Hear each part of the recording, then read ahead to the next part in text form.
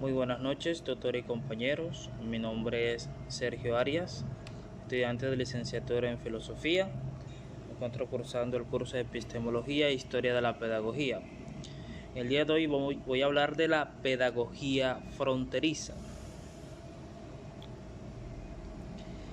El iniciador de la pedagogía fronteriza es Henry Jarosz, que al igual que Peter Malaren y Michael Apple, es uno de los principales exponentes en Estados Unidos de la pedagogía crítica y concretamente de lo que él denomina como la pedagogía fronteriza, que se basa de dos fuentes: el postmodernismo crítico y la pedagogía crítica en sí.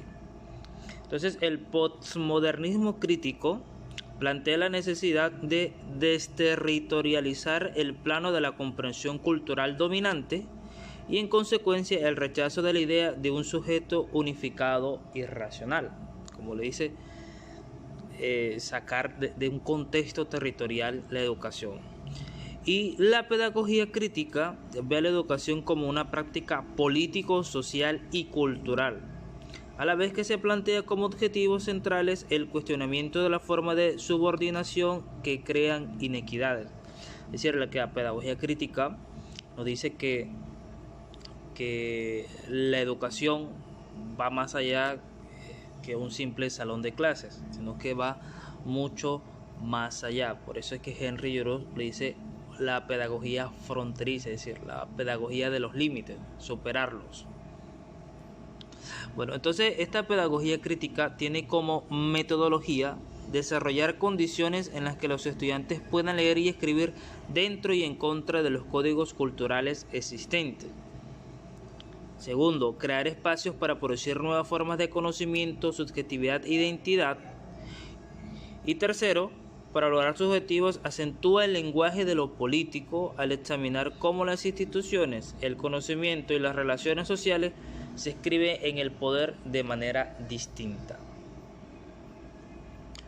La pedagogía fronteriza maneja un tipo de contenido educativo, en el cual, en primer lugar, reconoce el conocimiento y las capacidades como sus principales contenidos educativos, siempre y cuando permitan o generen las oportunidades de armar ruido, de ser irreverentes y vibrantes. Y segundo, las propuestas educativas de Jarosz encuentran en los textos su principal insumo para el trabajo con los contenidos educativos ya expuestos, pero los textos deben ser descentralizados y entendidos como construcciones históricas y sociales. En la pedagogía fronteriza se insiste mucho en superar esos límites impuestos en la educación, es decir, que impiden que el estudiante, que el alumno, genere esa capacidad de pensamiento crítico. También tenemos el rol del maestro en esta pedagogía, en la cual nos dice que los docentes deben tener un control teórico de las formas en que se construye la diferencia, ya que ésta puede adoptar diversas representaciones y prácticas que nombran, legitiman, marginan y excluyen las voces de los grupos subordinados. Los maestros existen dentro de los límites sociales, políticos y culturales, que son tanto múltiples como históricos en esencia y que ubican demandas particulares sobre el reconocimiento y la aprobación pedagógica de las diferencias.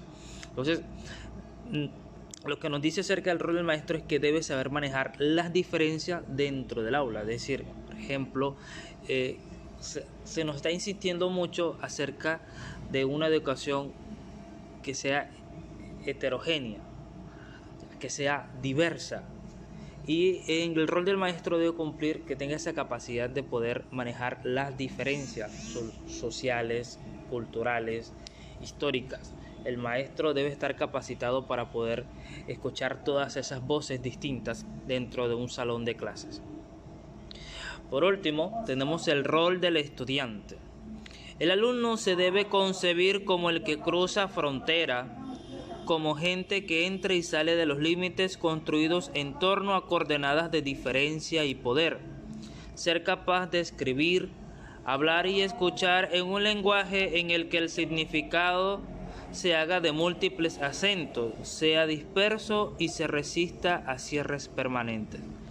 Como lo decíamos al principio, el rol del estudiante debe ser capaz de crear ruido, de armar ruido, de hacerse sentir, que sea una persona que supere todos esos límites impuestos por el Estado, y en la cual sea capaz de tener una visión propia de lo que es la sociedad y de lo que es su entorno. Bueno, este ha sido todo mi aporte por el día de hoy. Espero que haya sido de su agrado. Muchas gracias por su atención.